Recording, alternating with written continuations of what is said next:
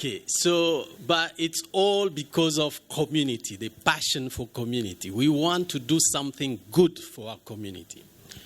So I would thank Bob for starting the 243 network. I remember 19th of April, then a call came. No, I would like to think this way and that way. And they told me, you do community work. I said to him, you're starting now. So I thank him for holding up. And it was not easy, but really God blessed us with him. And he's doing a good work. So that we can all bring value to our community. And community is the only way to succeed for us. The only way. You'll say, what about Elon Musk? Yes, his grandfather was part of the community and left him with some money through his father. Then the father gave him $10 million. That's what he is now. So for us, most of us, we have nothing. So we're still creating so that it's from the community that will create that base that will help us and help the future generations to be like Elon Musk. Thanks.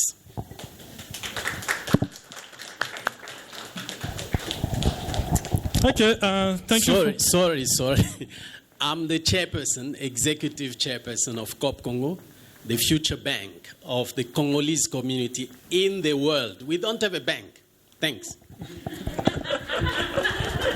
Thank you, Dr. Mark. Thank you, Armel, and thank you, Ruddy. And that's really great and interesting. Sorry, I've been wearing this mask the whole day, and it's been quite tiring. So, the first point. Okay, before I could even actually start asking my question, I would like to actually pose to the public or to the audience. Is there anybody here that would like to actually ask them something before we could continue? Anybody? Either from the background or in terms of the work that they've been doing. Anyone interested to actually asking them something? Okay. I'm interested, Doctor, to just understand how was the switch, and like going from practicing as a vet and then switching into IT. How was that decision making, and did you have the support from your family in switching into like this whole new field? Okay, when I started, I said, hold your chairs. So it was not easy. It was a little bit of luck, of chance, I can say. I'm saying that we are all poor. Nobody can say here we are rich, or nobody is rich. Not even this prime minister who was there for Kengo Adondo, who was prime minister in Congo for so many years. He has nothing. I can testify. Why? Because we see what the rich people do. This guy from Nigeria, you must know him. You're doing business with him. The guy, the richest man. Dangote, his wealth is very rich. In Congo, we have nobody rich. Only a few politicians have money, but they are not rich. So it was by luck. It was not easy.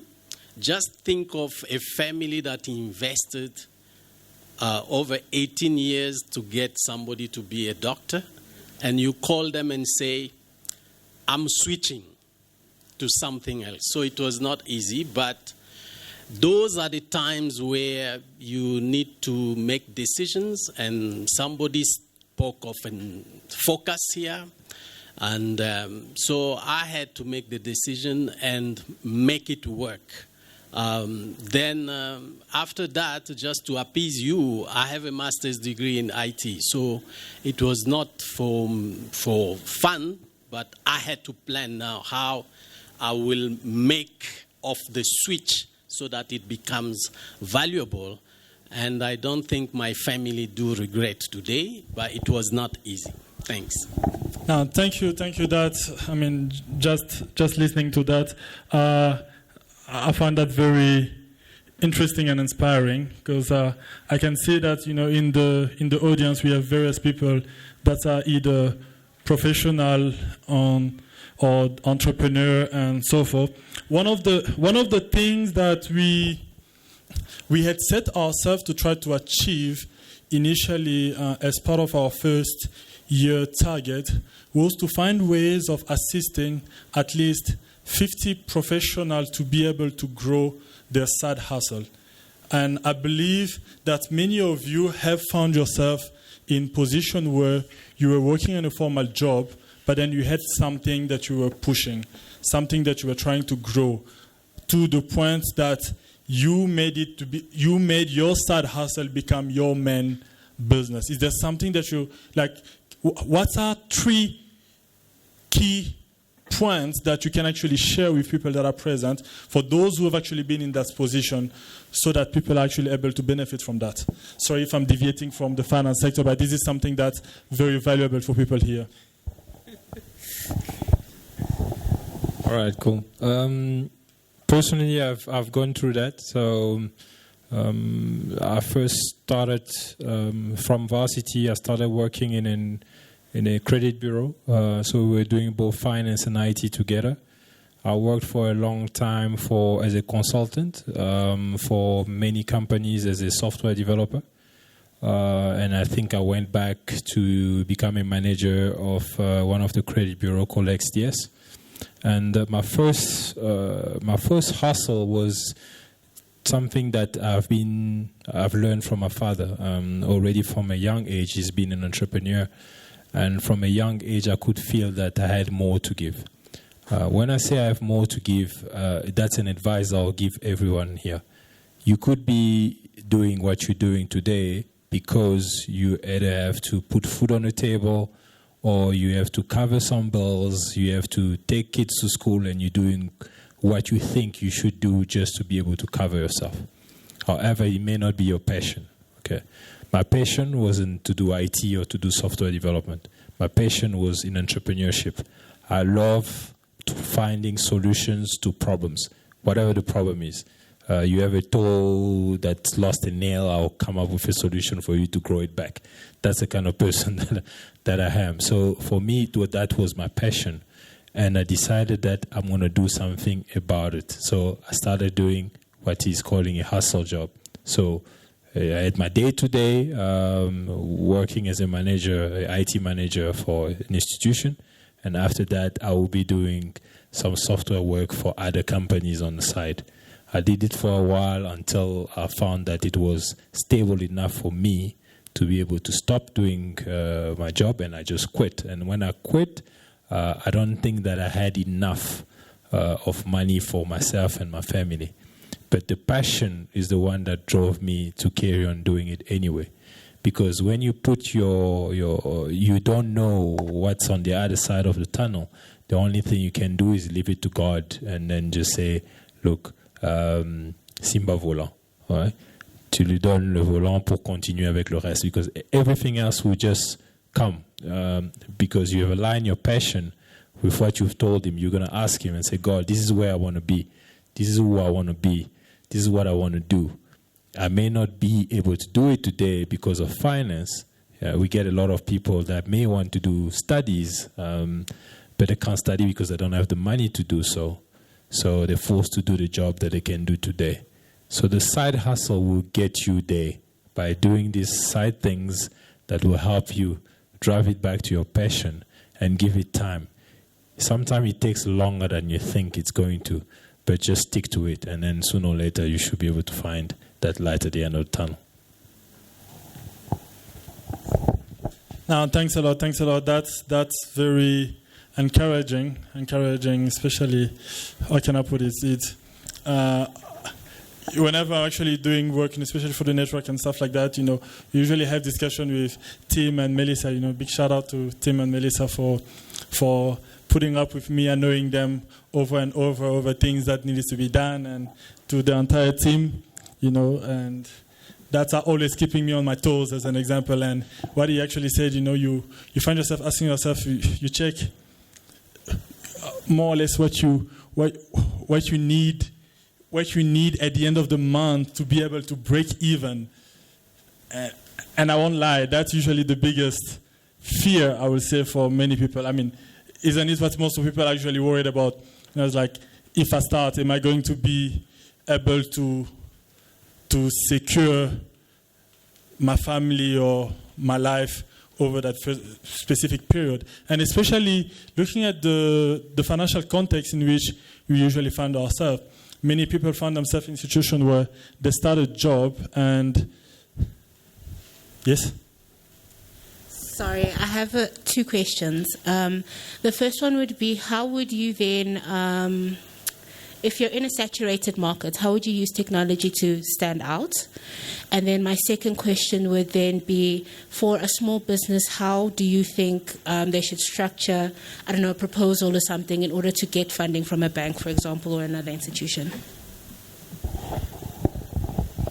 Armel? Yeah, that's fine. I'll take the second one. It's a little bit easier, and then I'll go to the harder one. And I think as black people, in general, we've been lied to. You see a lot of advertising that speaks about massive business plans and things like that, and I don't believe that's the case. A lot of the time, a business succeeds because what it is that you're offering, there's a need for it.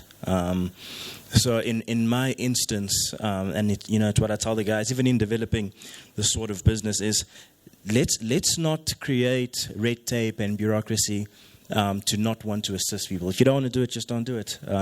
If a business has an opportunity, and then there's guarantees and off-takes or contracts off the back of that, that's the only business plan at the end of the day that you really need.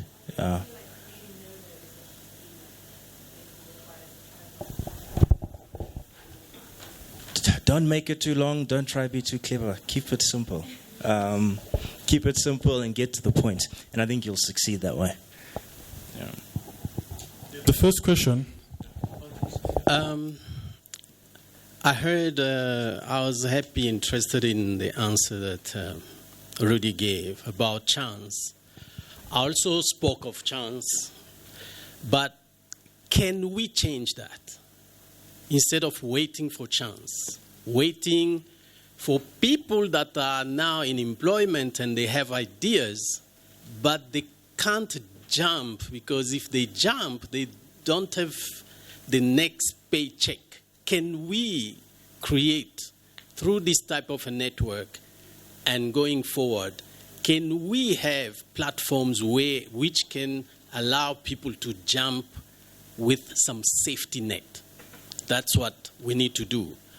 There is no way. I was talking to somebody who came to my table.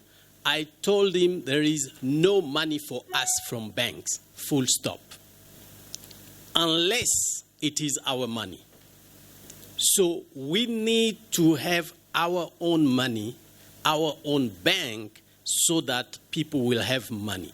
You have the idea. This analyst and facilitator will look at the business and say, this business, this idea will work, and we take a chance to give it money so that it can go on. We don't have that money. That's why we need a bank. So now when we're talking of funding, if Van der Merwe goes to the bank, they will give him money. He doesn't need even to go to the bank. It's a phone call. I need 300 million.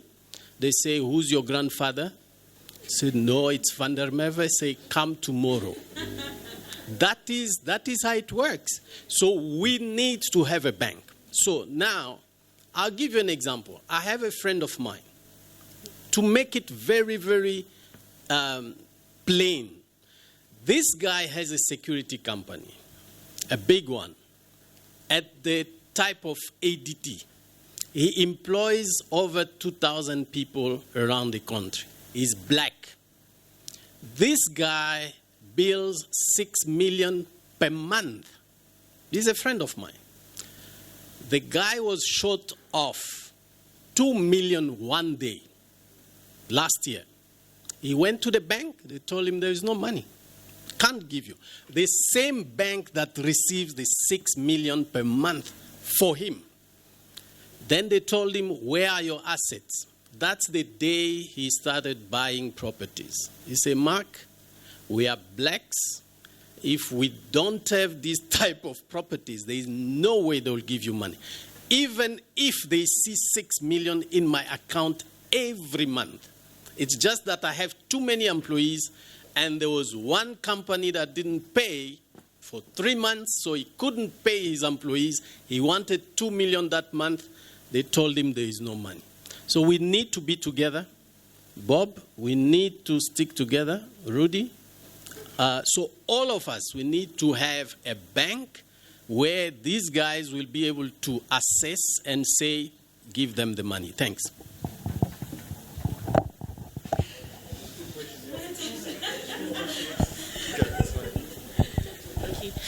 I think it's quite impressive, everyone's origin stories in the room, and everyone has their own origin stories in terms of what they've done in their careers and how they've come together. And a platform like 243 really gives hope for the future. I think about longevity. Most of us in this room, either we came to SA through our parents to study. Now we have careers, but we fought on our own. Some people were born here, but again, we fought on our own to get to where we are. We have platforms like 243. How then are each of you in your individual capacities, or how do we as Congolese people together trickle this down to the people who need to hear about this? Because if we're all fighting our way to the top on our own, right? We've got high schoolers that don't know anything about this, right? So how do we then build this platform for longevity? You know, it mustn't be a thing that 20 years from now, a young Congolese youth in South Africa has to develop a platform, you know, in order to teach people years from now that, no, there are people in this field that can help you. There are people that are doing this that can help you. How do we then contribute to the longevity in our individual capacities or leaning on platforms such as this? I just want to start. So what I've noticed, the disconnect has always been that we have a platform like this, we sit here, but we're far away from the root of the problem, really. I mean, post-COVID, I used to go home at least, say, 4 times a year, and it's a different reality. And the truth is really that we need to have it within ourselves that whatever we learn here, whatever we establish here, and we be able to pass it down to the people back home, even if it's one person at a time. And it starts in our own individual capacity, and then off that, you know, plugging into bigger organizations like 243. I personally, with my brother, he's with Mwanamboka, I'm not going to call it it's not a scholarship program per se, but it's out of our own 2 pockets. We agreed to start taking kids to school. And it's through that you mentor them through the form of mentality you need to have to survive in the world. Because it's different. I mean, you're almost advantaged to have grown here and learn that you need to be assertive, strong, put your foot out there. Whereas a woman back home, for example, is taught to be timid, stay calm, but it's for you to then say, it costs, I don't know, maybe $400 la net to send someone to school. You take that upon yourself with a group of friends, but beyond the financial contribution, you mentor and give off the life skills to the person. I mean, if all of us here, we teamed up in 3s and did that, we could easily be helping 20, 30 people that could always pass it on. And I think that's the beginning in an individual capacity. But then from a 243 and group-wide, it's exactly what Bob said. So from volunteering to sponsorships to all plug in and then start to make sure that the great work we're doing here almost starts to leave the South African borders and start to go back home. So, yeah. If I can just quickly add up to that. I think my brother, the first one, spoke about something interesting, which was, I think both guys that are talking about their books, is that they emphasized on the branding on marketing. Okay, the first one emphasized on what are we known for. Okay, the Congolese community, people have the tendency to run away from it, right? And there we're talking about ourselves. A lot of people will say, especially when I arrived in South Africa, they will tell you, don't mingle a lot with Congolese people if you want to go far. Okay? So you come here, the first thing they tell you, spend your time with South Africans and everybody else, you'll go far. You stick with the Congolese community, you won't go anywhere. So the first thing you need to do is to work on the marketing of the Congolese people. What is our branding like? What are we known for? That's where the concentration needs to happen. The second thing that needs to happen is that we need success stories. Without success stories, nobody can back up whatever you're branding. So whatever we're doing here, I'm amazed. I just joined, I just came back from Congo. I heard that we were involved in this thing. I'm like, let me come. But I go to so many events, tech events, business entrepreneurship events around the world. It's the first time I go to one that is done for Congolese people. Okay? So that definitely something that we need to be proud of. It's the first time that I sit and I'm talking, I have a talk something to Congolese people. I've never done that before. Okay? So this needs to be encouraged. And then we need success stories. I just told Bob today that last night, because I'm working with my developers, last night deploying new systems, that 2 of my employees came for 243, and I didn't even know. Okay? 2 of them joined the company, they came for 243, I didn't even know. So I just told him that also today. So I don't even talk about it. So myself, I could be promoting what 243 is doing, and I didn't even know. So we need to talk more about this and then start having success story of, we've done a small thing, then let's talk about it. We've done a small thing here, let's talk about it. The more we talk about it, then it can start trickling down to the next generations. Because they will never know. The only thing they know is that they've heard about someone called Mutombo Dikembe, even if they haven't seen him play. Because marketing-wise, we've heard about Mutombo Dikembe. Okay? Anybody else? Do you know any other player? I could give you any other Congolese player who has not had the same type of success. You don't know them because of the power of branding and marketing, which as Congolese people, we're not doing enough. I just want to add on the marketing of the community. I think he touched on a very, very important point, which is Eza Banani. Yaba Congolais, Bossana. Donc, c'est ça qu'on doit changer. We need to work on that. Eza Yaba Congolais, il faut Nazala. Donc, we need to change that. Eza Yaba Congolais, il faut Nazala. With big authority, and nobody can contradict me. Please, I look at you here, I will confidently say the majority can call me Papa. But, yeah, so, confidently, I will tell you, forget about the previous generation. We failed. Okay? So, please go forward. It's Congolese. I must be there. Thanks.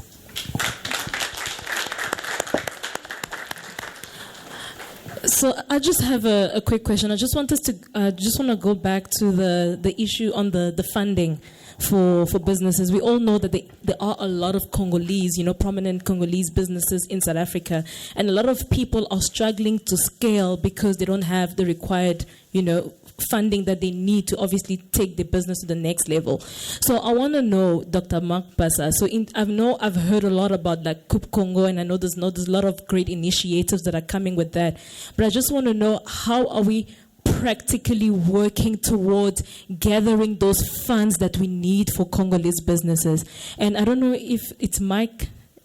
Armel, sorry. I just want to know as well, I mean, you spoke about Ukwaji Consulting that you guys have started as well, where you're looking at into how you can help businesses. So with your background, how practically are you working towards, starting that structure that we need for the funding that businesses need, particularly Congolese businesses need? Because we all know if we go to Standard Bank, they ask you for all these long business plans and everything that never actually materialize to anything.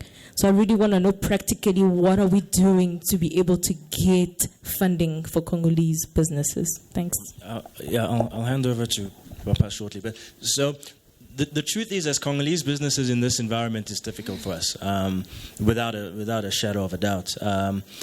Even in all the funds that I established over time, all the mandates are geared and specific towards Congolese people.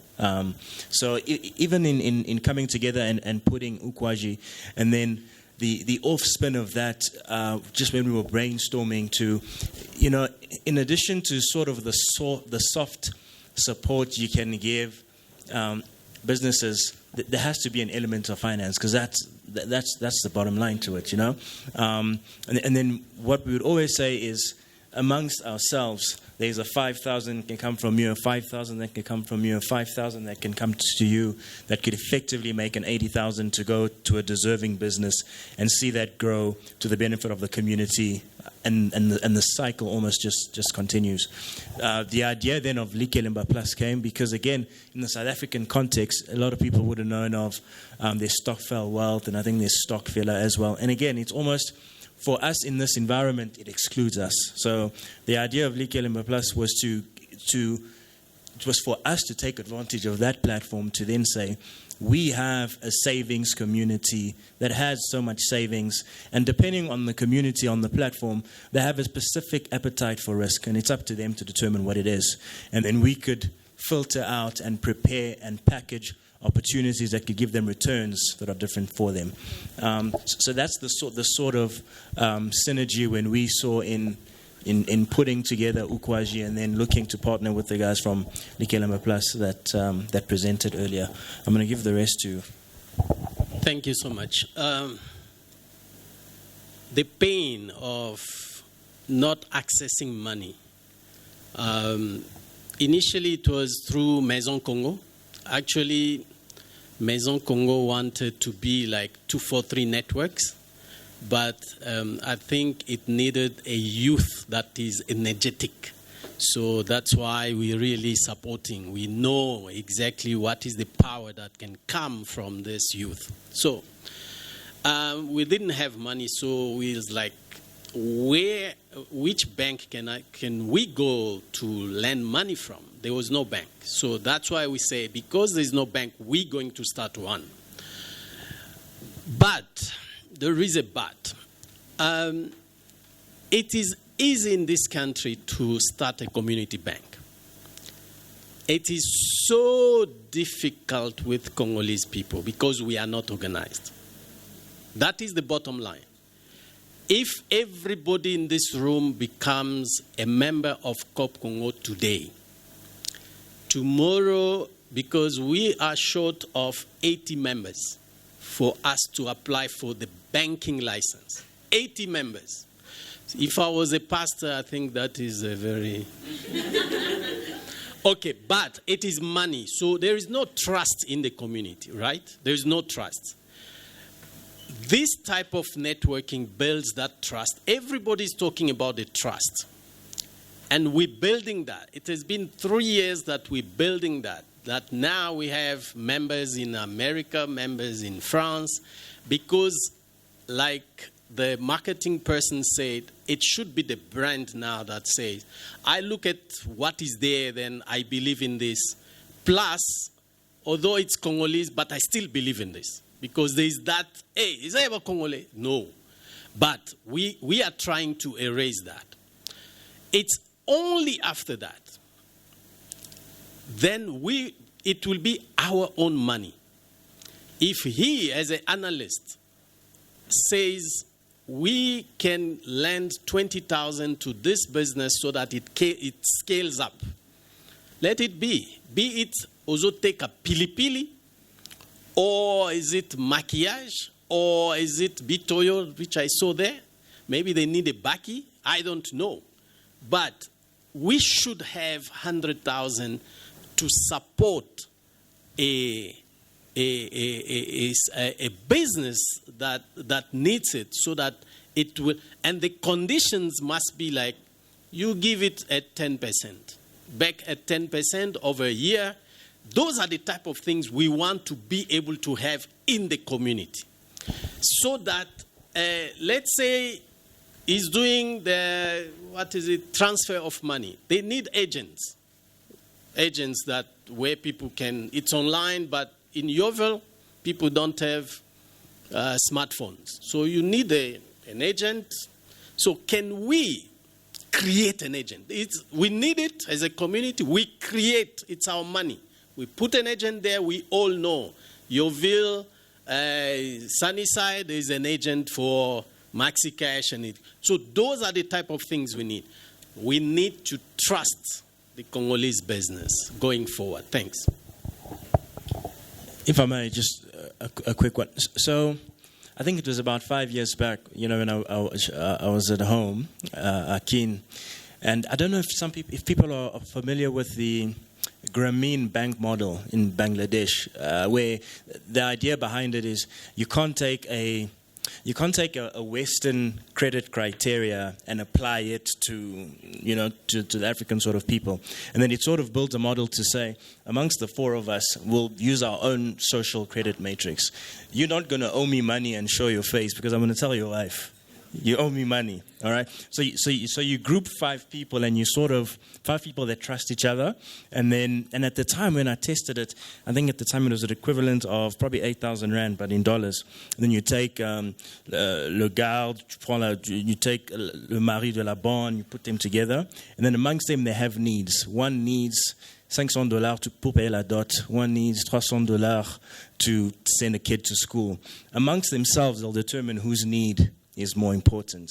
In the same way, you'll take your need first, but it's also your responsibility to make sure that it is repaid as a collective, because his need then comes after that. It was a model that I tested. It was with my own money, and it worked, but the demand became so that now these men's wives also now wanted the financing pour commencer un magasin or a shop or something like that. And it's something that became a little bit too much for me, but I think I was also a lot younger. I'm not old, but I don't think I was as mature as I am now to understand. And then added to some of the complexities between me sitting here and these guys don't have smartphones and they need to pay you. They want to pay and they'll call you and they'll speak to me through my mom. Non, quand ils sont là, ils ont l'argent, je fais quoi?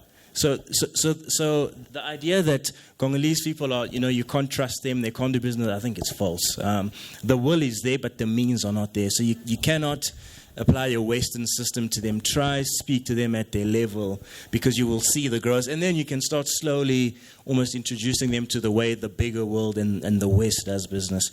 But I think it's a step at a time sort of process. So, those are things I tried and tested in my own curiosity. Yeah. Okay.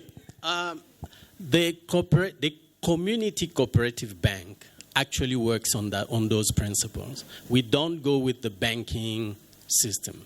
So it is 2-3 people that can guarantee that loan to say, we are members of the bank, so the 3 of us, we own 30,000 of shares, so we agree to give him 20,000 of loans so that he can start the business. And we know his parents, we know his grandmother, and so on. So he's not going to run away. Because even if he does, we know, so he will be ashamed. It will be the family that will be ashamed. So in that way, we're helping the community at a lower rate. So it's the same principle. Let's do it. And we can. Thank you. Thank you. Just not to take much of the time in terms of that, but the various principles that I've actually explained are part of what specifically with the 243ProNetwork we set ourselves to be able to create. I don't know if you remember when Tim was presenting, there was 3 points that were proposed as a value proposition. The first one was a paradigm shift. The second one was providing a networking platform. The third one was creating an ecosystem. And when you're looking at creating an ecosystem, it goes beyond just, how can I put it? So you have the finance side of things, you have the skills, you have the supply, you have the demand, you have the need. And being able to start connecting all those different dots allows you at each and every level to still being able to make it worthwhile for one person. One of the things that we were trying to actually do with this specific event, we spent quite some time, although it was not successful, but the idea was for us to be able to find 2 companies that will be able to really assist in logistics. The reason why we wanted to find a company, the Congolese company, that could assist in logistics was that we had realized, especially through the 243ProNetwork, there was a lot of small businesses that, especially over the past year, that were created during COVID, and a lot of people started the side hustle. A lot of people have been trying to grow the business. But most of the time, the pain that the client usually feel is when it comes to delivery. You see, you'll find people providing a really good, whether it is selling a bag or doing some material, something with African material and so forth, or even selling something as simple as chili or food, the delivery part becomes really hard. Or they find themselves, people not necessarily wanting to buy because they end up paying for delivery more than what the actual purchase is.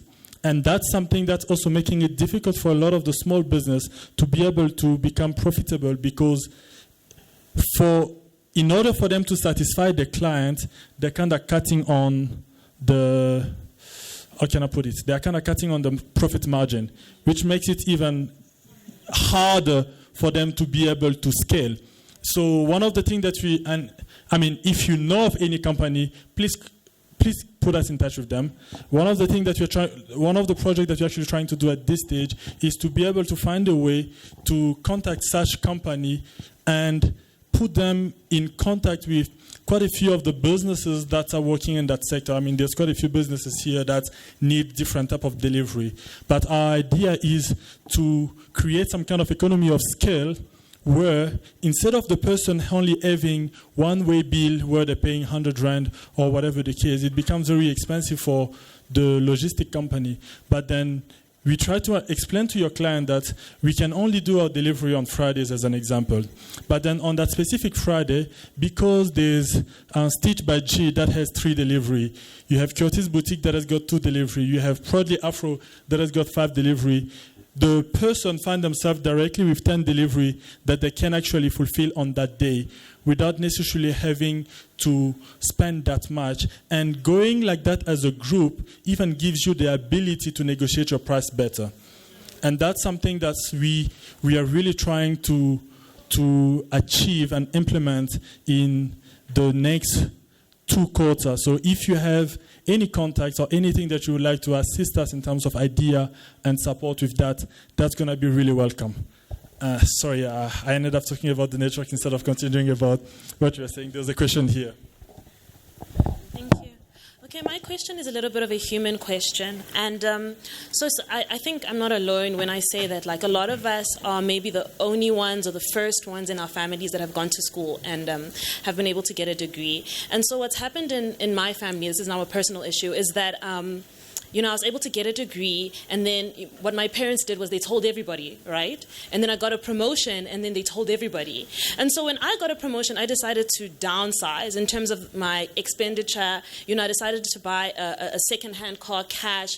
I decided to just decrease my expenditure in order to fund my idea for a second form of income, a second stream of income. But unfortunately, the problem that I'm finding is that although I'm able to save a large amount of money and create a capital for this business, the need in terms of my family, the need for finances is becoming bigger and bigger and bigger. And so now I'm living like a very basic, simple lifestyle in order to fund the second business. But like every day, there's a new problem. And then the perception is that because I have a good job, or that because I've been promoted, that like, no, she should be able to support us. She should be able to help us with this problem. And so now I'm unable to get my business off the ground because I need to keep going back into my capital in order to support my family. And so I just want to know, what's the best way to deal with this kind of situation? I'm going to be the That's our last question. I'm going to be the bearer of bad news for you, right? Okay. I'll tell you what I do, right? I'll tell you what I do, right? It's a difficult question, it's an easy question. Before I start answering your question, you need to understand the background. There's one thing, who studied in South Africa, like in high school? Okay, there's plenty of you here. When you finish the year, you don't have a premier de la classe, deuxième de la classe, troisième de la classe, quatrième de la classe. You don't have that, right? For a lot of our parents and people like me who's gone through that, because I've not gone to high school here, that mindset has created two things. It has created people like me that will say, I'm a go-getter. That means I know for me to prove to my parents and my family that I'm successful, I need to have good grades. And it's not enough for me to have good grades. It's for me to have the right grading in the class. So even if I had 80%, but I'm past the first 10 employees, it's like you didn't do anything. You know, it's like you didn't do anything. So that's the first thing that it has created. The second thing it's created is jealousy. Okay? So we now get into a community of people that are easily always jealous of one another. So we measure ourselves all the time. So we could be, me and him, in totally different industries, but we live in the same neighborhood, right? The next thing is, which car does he have now? Oh, this month, where is his kids going to school now? So you're getting away from your normal life now, jumping into something that you're not supposed to do. So to get away with that problem that you have, because now you have expectation of yourself, and you have expectation from your direct family, and you have expectation from your extended family. You just need to cut it out. Okay? You have to somehow be the bad person, okay, for the goods of everybody else. Comme on dit, qui aime bien, châtie bien. Okay? You need to be able to say, this is all I can do. Everything else, other people need to be able to step in. And that's the only way you can get more people to step in, because you're going to carry on being the nice person. And if you carry on being the nice person, that means everybody's expecting of you to keep giving. Personally, my direct family, my brothers, I will tell you, for those that know me, I had my brother-in-law and my direct brother working in my company. Today they don't. Why? Because I hired them because I believed they had skills. As soon as they joined the company, they started becoming comfortable. They're comfortable. They know this is my brother-in-law's business. I can chill. I can do the bare minimum. End of the month, I get paid. But I had to fire them. I say, thank you very much for your services. I can't carry on with this anymore. You have to go. And today, they are better off where they are than where they were with me. They found better jobs. They managed to grow better. They have better lives today because I decided to cut it off as early as possible. I'm not helping you by feeding you. I need to be able to show you the way. By showing them the way, they will grow. Thank you. Thank you for that. I want to add a point. You know, I agree. You know, you do have to almost draw the lines and know where to say no. But also, as far as possible, you must try to take the knock off you, because a lot of the times it's, oh no, tontine est mort, il faut contribuer, oh no, papa.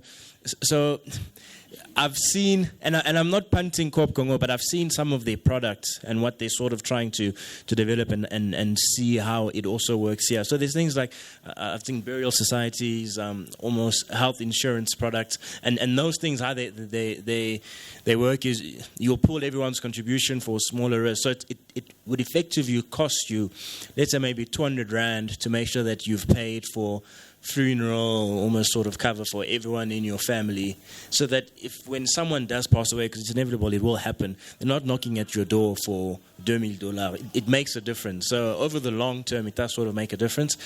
So try look for those sort of ways to assist. It's softer, but it also helps you in the long term instead of taking a knock to your pocket when the need is there. But I also do echo that there must be a no somewhere. Our last question. I'm really behind the idea of Cup Congo, and I think it's so fantastic. And the fact that you guys are short of 80 members, you are trying to draw members or attract members. But because of the trust issues within the community, the Congolese community especially, I think my question can't be ignored. How are you guys ensuring yourself or ensuring the members that belong to Cup Congo in forms of like surety or collateral, etc.? The very fact that you're asking this question, it means you're considering. The very fact that now we're saying, if we pull together, actually we can stop this thing of us sending $2,000 in Congo on our own. We can pull the money together, like he said, have an insurance. There is no company that will insure our parents, our brothers and sisters from here. So, but we are so many, we can organize ourselves so that whenever there is unfortunate situations of death, we as a community can have a way of contributing $2,000 without it coming from your pocket. That requires you trusting me in terms of giving me your 30 Rand per month and seeing that when these things happen, we actually pay the $2,000. It takes time, it takes the conversation, it takes the network. We're doing whatever we can. Since last year, we have events every Thursday to try and get the Congolese to understand that we can be trusted. We are not working separate to the laws of this country. So you have two things that will guarantee you that we are not fly by night. You have a justice system in this country that is world class. The second thing, we're working with the Reserve Bank. We're not working with the Congolese embassy. We're not working with Bob as a great leader of the community. We're working with the South African Reserve Bank. So that is the only guarantees we can give you. If you trust the South African Reserve Bank, then you can trust us.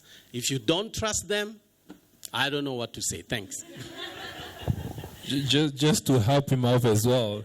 One of the key, it's a valid question that you're asking there, and I believe when we launched MaxiCash, we also had a lot of these questions, as in, okay, fine, we're going to work with you, we are entrepreneurs, or we may want to send money, how can you guarantee that the money is going to go through, right? Just like he's saying, those businesses are established, and they go by certain rules and regulation, like we are a financial service provider, we're a registered financial service provider. Should your money be lost, there's ways for you to be able to claim that thing the right way. All we're basically trying to say here is that for us, and that I'm talking about MaxiCash right here, it was easier for us to have a user who's in the US do a transaction. An American who doesn't know me, who's never met me, who doesn't know who I am, doing a transaction on MaxiCash than a brother who's a Congolese, who knows me, who's seen me, who's grown up with me, to be able to transact with me. And that's the mindset that we need to shift. For me, that's the key. For us to trust Congo, we need that mindset shift. For us to be able to put our money on Likelemba Plus, we need that mindset shift. As long as we don't have that, it's never going to work, because only thing you can ask from us is, are you in a registered company within whatever regulation, and that's it. Because that American was able to transact with me because another American told him, don't use PayPal, use MaxiCash to pay me. Okay, fine, he downloads the app. Okay, it works the same. Okay, I've sent you money. Did you receive it? Yes. Then every month I'll carry on doing it. That's it.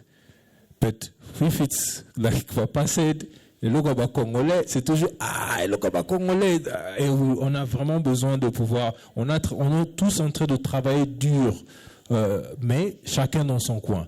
Maintenant, il est temps, grâce à Bob et l'équipe, de pouvoir vraiment nous mettre tous ensemble pour qu'on puisse travailler ensemble.